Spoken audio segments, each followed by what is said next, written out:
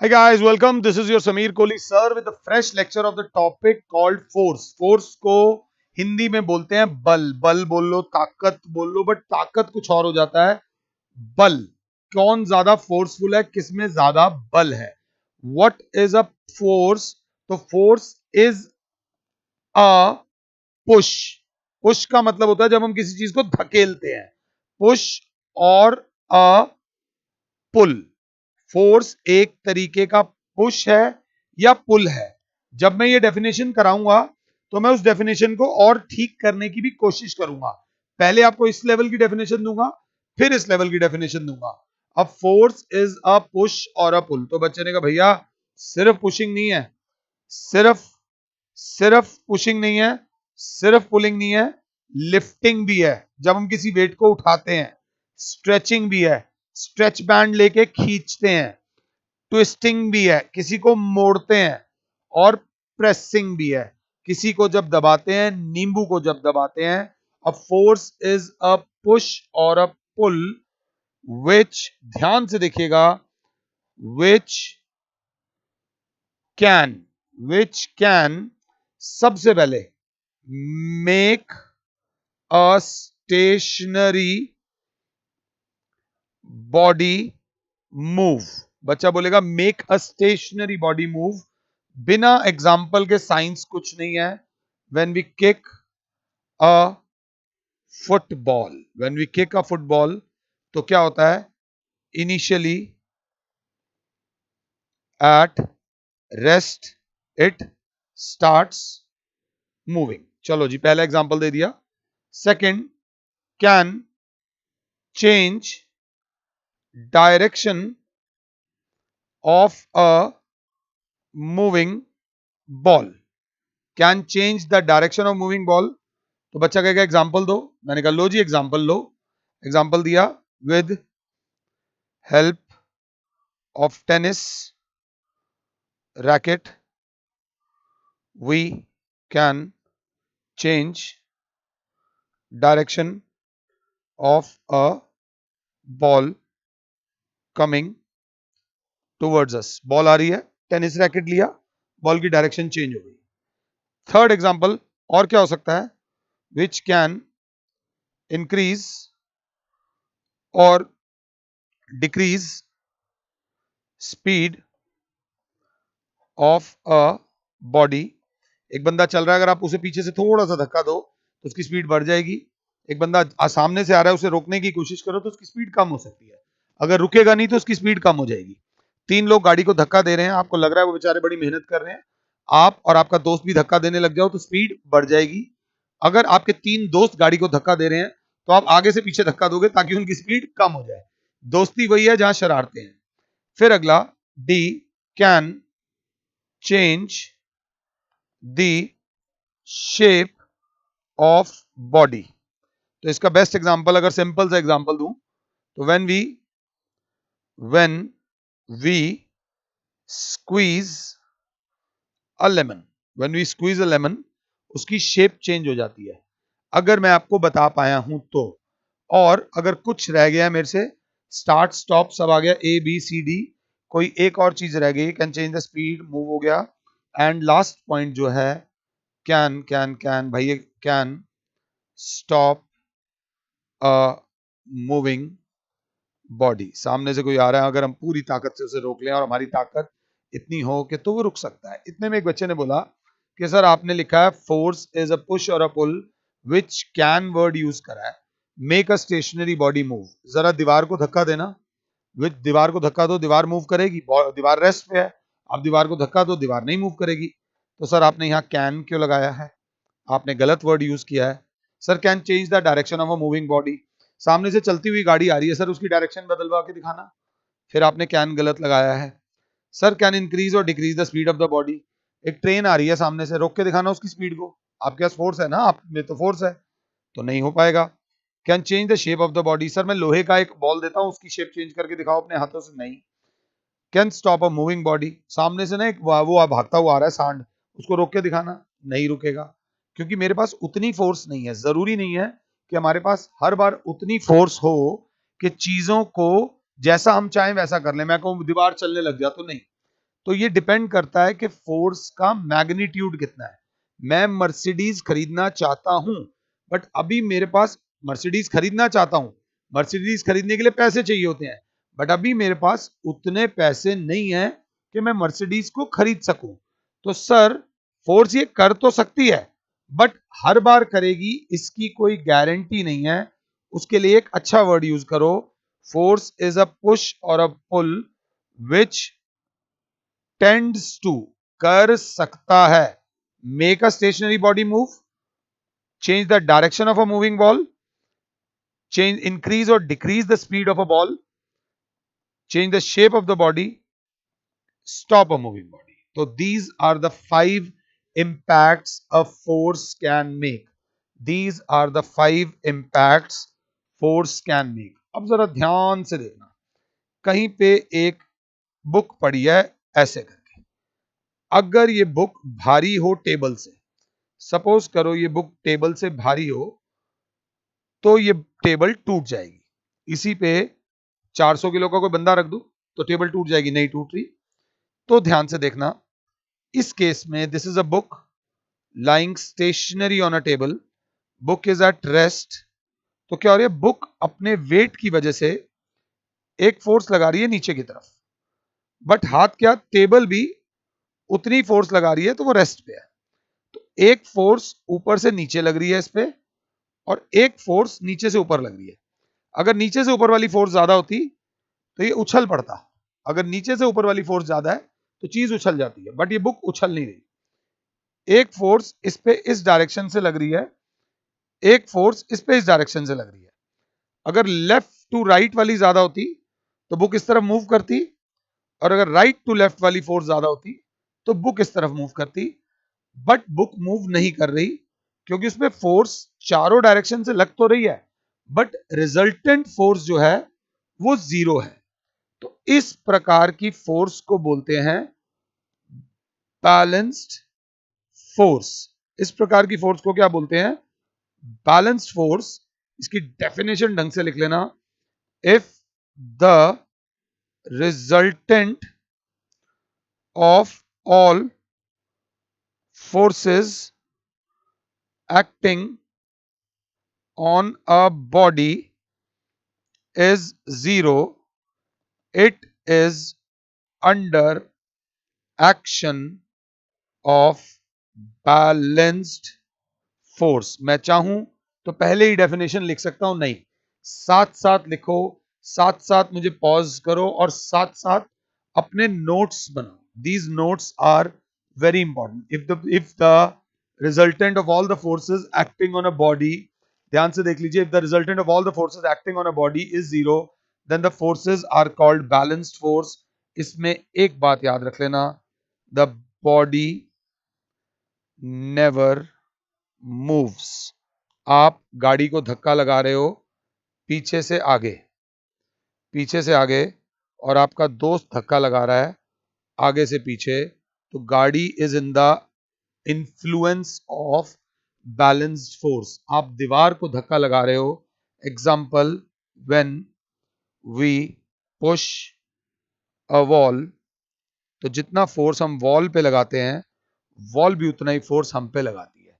इसके बारे में इसी चैप्टर में हम थोड़ा सा आगे जाकर पढ़ेंगे, और इसका एक और एग्जाम्पल होगा, when we squeeze a lemon. When we squeeze a lemon, lemon move नहीं करता मगर लेमन की शेप चेंज हो जाती है। तो बच्चों ये ध्यान से देख लेना, a balanced force can change shape of body. Force लगेगी, ताकत हुआ, बट बॉडी मूव नहीं हुई, तो इसका एग्जाम्पल हो जाएगा when we squeeze a lemon.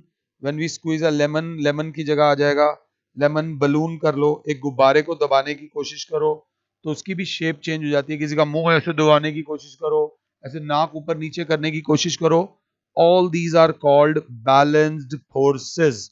Balanced forces कराने के बाद अब हम बात पे आएंगे, किसकी क्लास समझ गई होगी, क्लास कहेगी अनबैलेंस्ड फोर्स, अनबैलेंस्ड फोर्स क्या होती है बताऊंगा ध्यान से। अनबैलेंस्ड फोर्स, मस्ती कर रहे हैं, एक गाड़ी सड़क पे खड़ी है, चल नहीं रही है, बैटरी डाउन हो गई है, तो उस पर बड़े भले बंदे पीछे से आगे फोर्स लगा रहे हैं, तो गाड़ी को धक्का मारना उन्होंने शुरू कर दिया।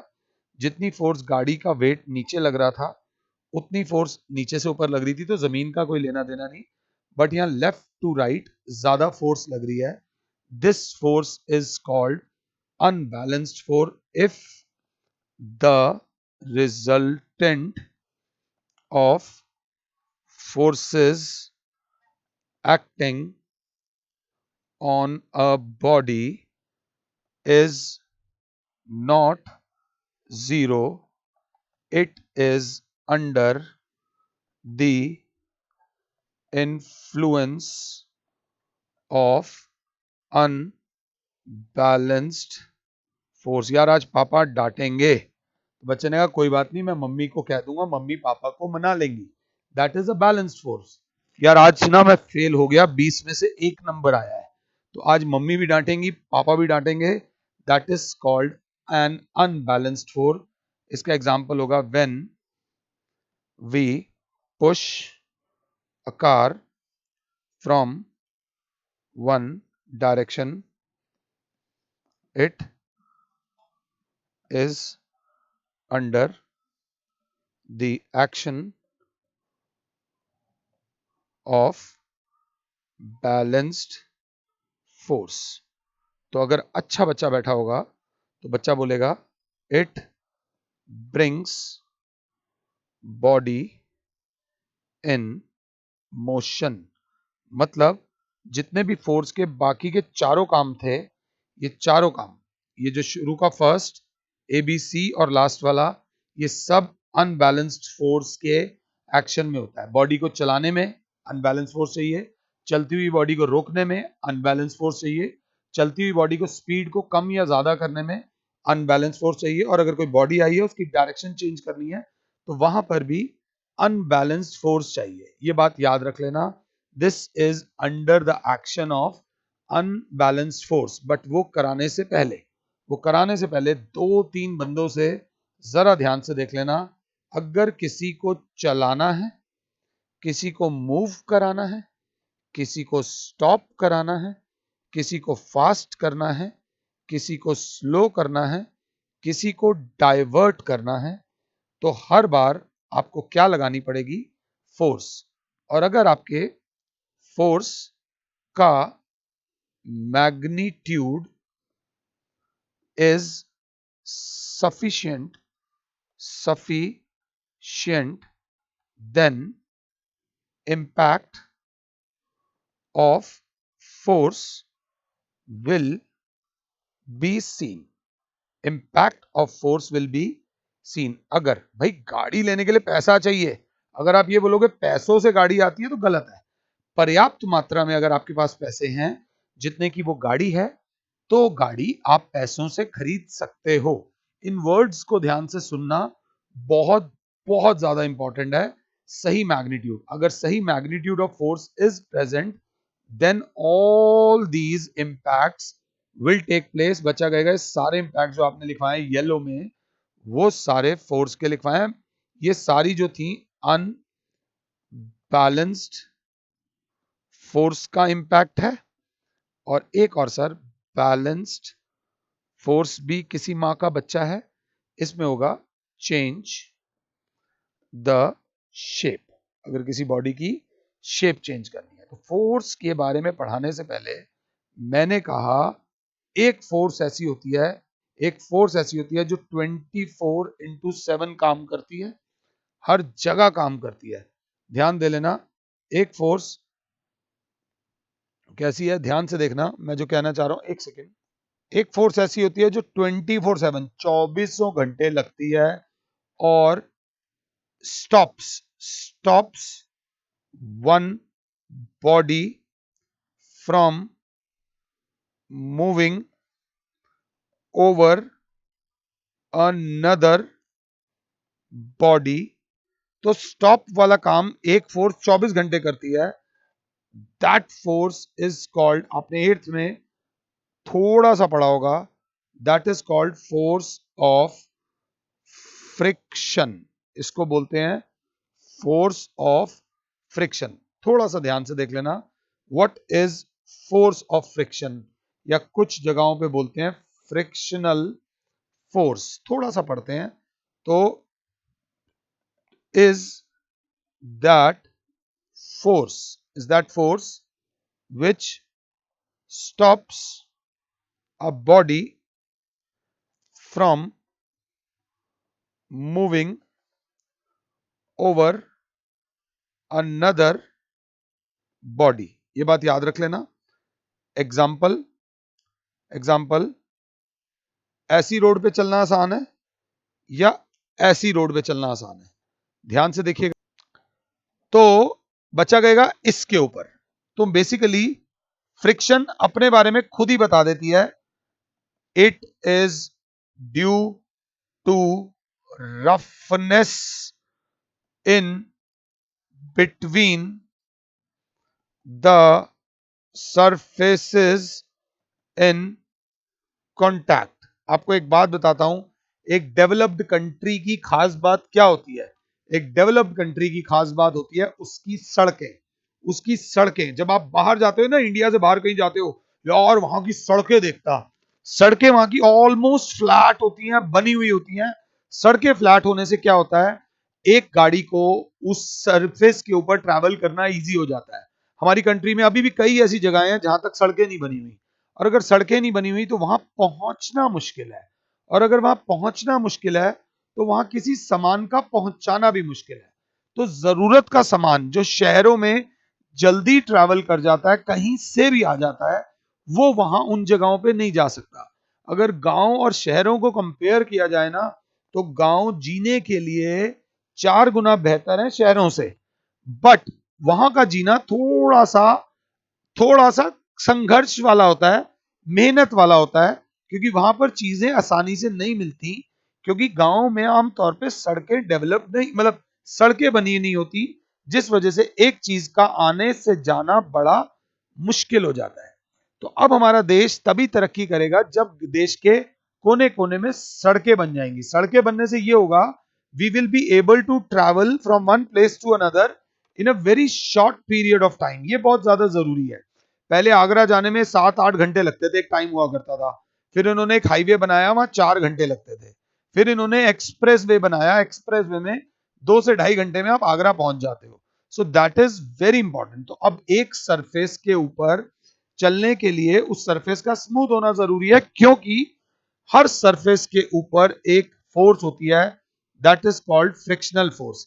इवन ये जो चीज फ्लैट लग रही है, अगर हम इसको भी माइक्रोस्कोप से देखेंगे तो इसके अंदर भी छोटे छोटे छोटे छोटे गड्ढे होंगे, और इसके ऊपर जो टायर चढ़ रहा है उसके अंदर भी गड्ढे होंगे। तो आपस में इंटरलॉक हो जाता है, जितनी फ्रिक्शन होती है उतना ट्रैवल करना मुश्किल हो जाता है। So when a body tries to move over another body, so due to frictional force, they stop each other। अब समझो, तुम कुछ करना चाह रहे हो और तुम्हें कोई रोक रहा है, तो तुम्हारी उससे मोहब्बत होने के चांसेस ज्यादा हैं या लड़ाई के चांसेस ज्यादा हैं? तो बच्चा बोलेगा ड्यू टू विच दो बातें होती हैं। ए, हीट इज प्रोड्यूस्ड। कभी भी पापा गाड़ी चला के आ रहे हो, आप पापा के साथ ड्राइव करने जाओ, बहुत देर तक 5-7-10 किलोमीटर चलाने के बाद गाड़ी रुके, तो टायर को हाथ लगाना, टायर गरम गरम लगेगा, because due to friction. Tyre को सड़क रोक रही है, सड़क जितनी मर्जी फ्लैट हो, बट उसमें भी फ्रिक्शनल फोर्स होती है। Heat is produced and wear and tear is caused. Wear and tear is caused. चीजें घिसती भी, आपके शूज, आपकी चप्पलें एक टाइम के बाद घिस जाती हैं, क्योंकि जब वो चप्पल सड़क पे चल रही होती है तो due to friction the chappal is stopped by the road, and the road भी घिसती है और चप्पलें भी घिसती हैं। तो ऐसा नहीं है कि रोड एक बार बना के छोड़ दो, रोड भी घिसती हैं, तो थोड़े टाइम बाद रोड्स का भी दोबारा रिपेयर करना जरूरी होता है। आप ऐसे ऐसे करो, आपके हाथ में हीट प्रोड्यूस हो जाएगी due to force of friction.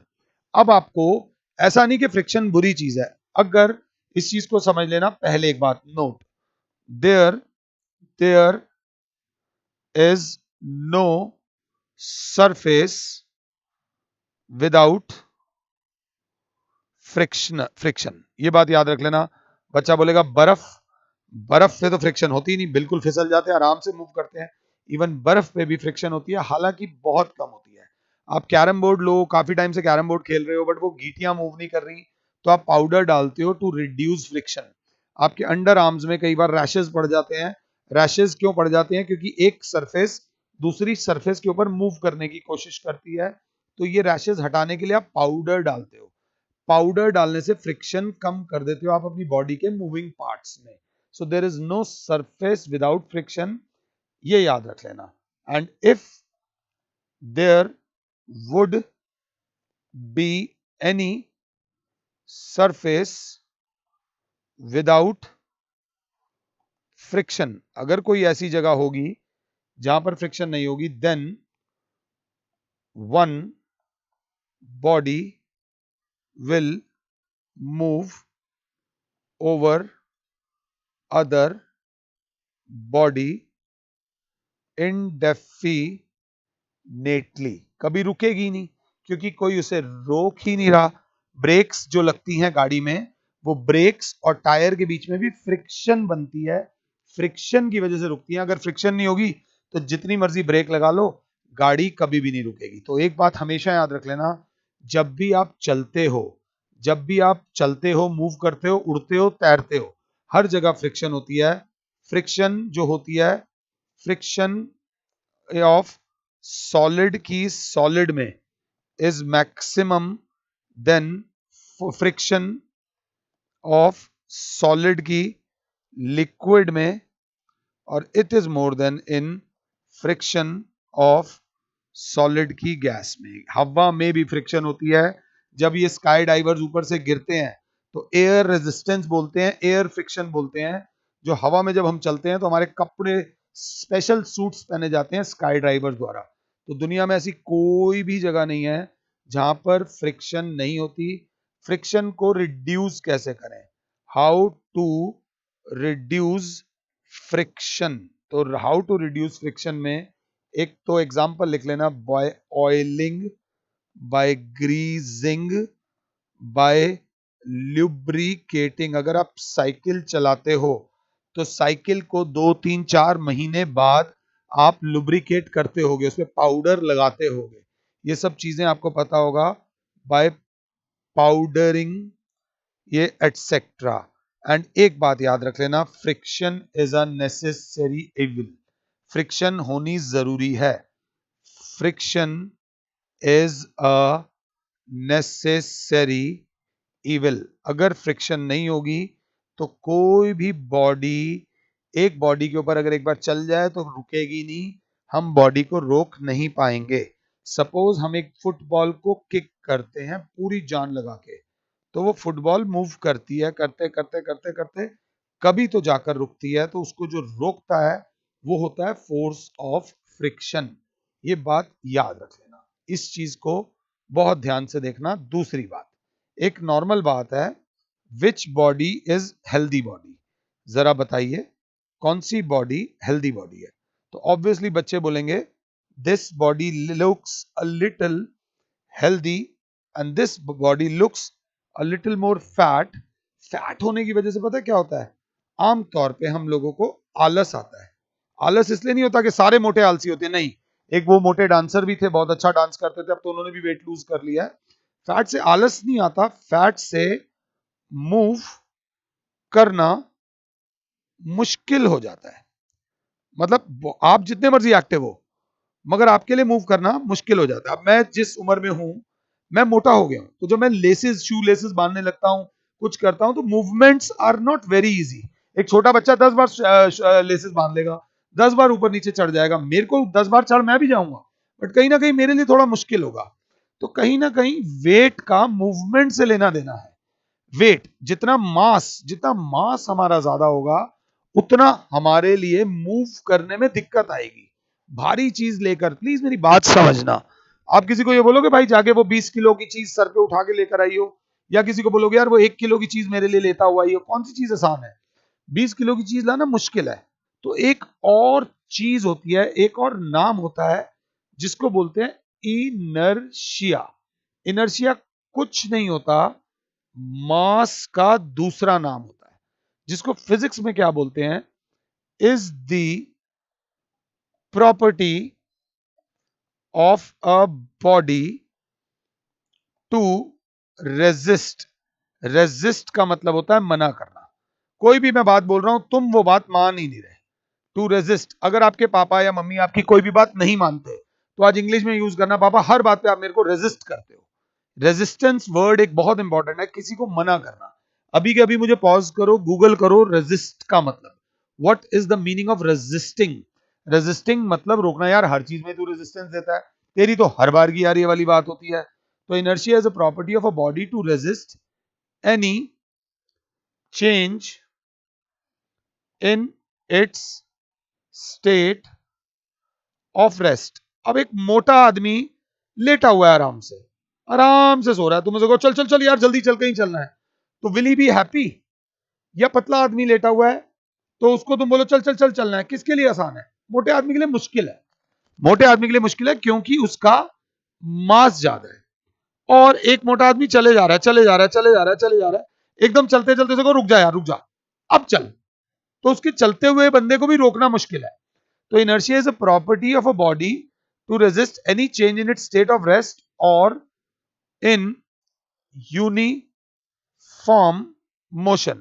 अगर चल रहा है तो वो कहेगा यार अभी चलने दे, अभी रुको, रोक मत। और अगर रुक गया है तो वो कहेगा यार अभी मत चला, अभी मैं अब रुका हूं।